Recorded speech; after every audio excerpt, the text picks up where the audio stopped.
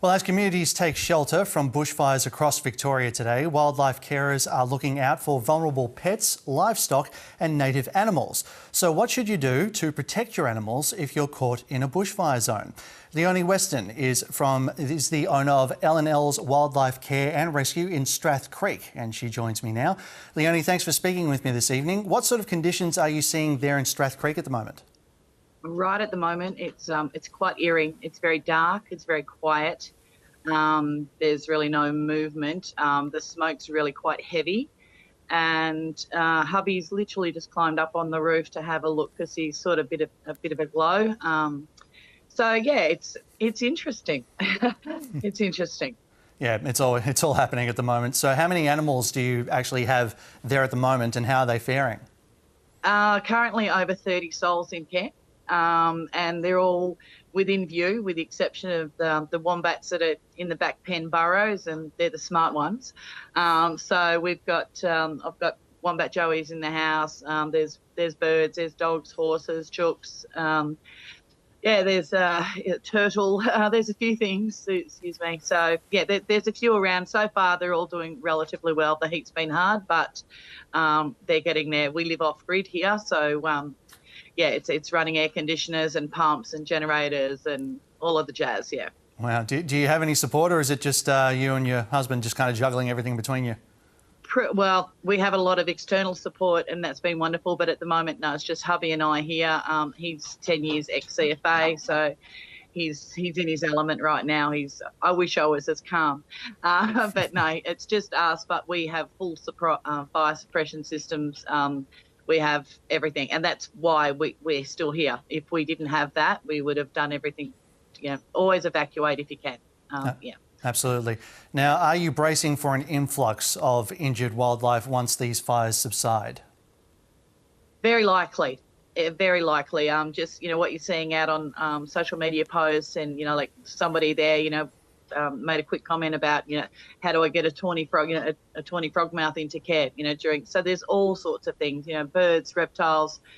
Yeah, I think every carer is pretty much expecting an influx at some point. Yeah. What's the most memorable case that you've sort of come across in these sorts of conditions when it comes to rescuing an animal?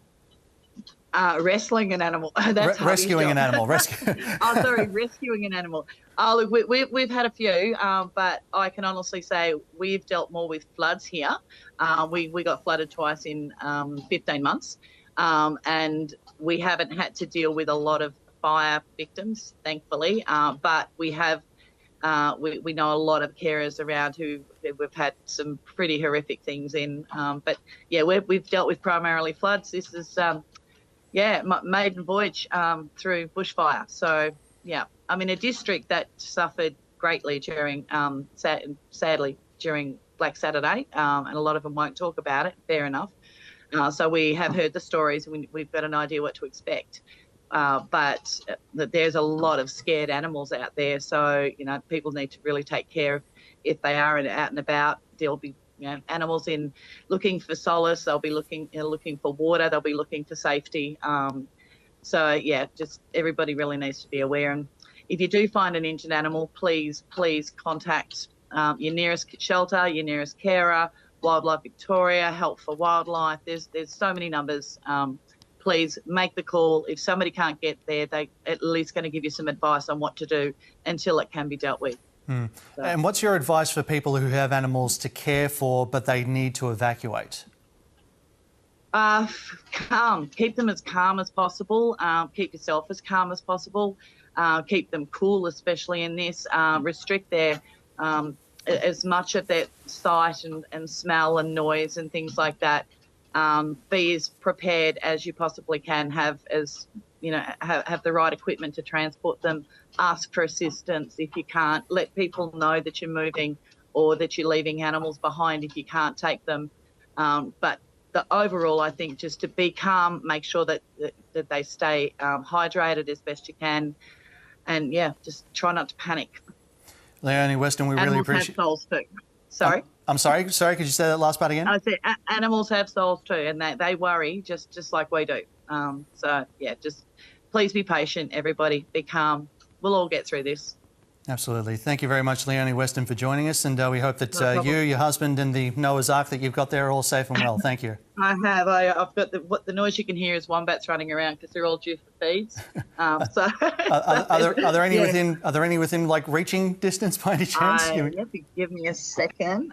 We have a little girl. Hang on, I'll just turn it around. Excuse the pen. She's still a that's bit wild. Can you see her? There we go. Oh wow. Yeah, she's gorgeous. Yeah. Yeah. All right. Well, we hope she's calm and collected, and yeah, we really appreciate you taking the time to speak to us, Leonie. Thank you. No problem. Thank you, everyone. Stay safe, and thank you for what you do. Thank you.